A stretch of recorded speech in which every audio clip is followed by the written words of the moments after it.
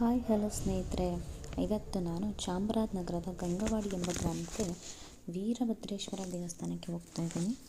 ಕಾರಣ ಏನಪ್ಪ ಅಂತಂದರೆ, ನನ್ನ ಮಗ ಪದೇ ಪದೇ ಅನಾರೋಗ್ಯ ತಪ್ತಾ ಇದ್ದ, ಜಾಸ್ತಿ ಕೆಳಗಡೆ ಬಿದ್ದು ಎದ್ದು ಮಾಡ್ತಾ ಇದ್ದ.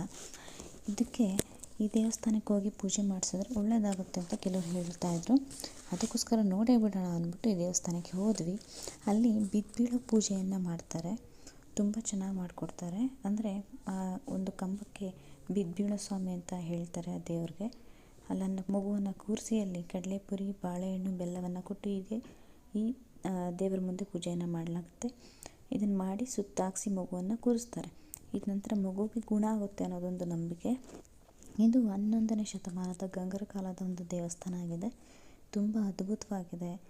ಆ ಕಾಲದಿಂದನೂ ಕೂಡ ಮಗುವನ್ನು ಕೂರಿಸಿ, ಅಂದರೆ ಬಿದ್ದು ಎದ್ದು ಮಾಡುವಂತಹ ಮಕ್ಕಳನ್ನು ಕರ್ಕೊಂಡು ಕೂರಿಸಿ ಇಲ್ಲಿ ಪೂಜೆ ಮಾಡಿಸಿದ್ರೆ ತುಂಬ ಒಳ್ಳೆಯದು ಅನ್ನೋದು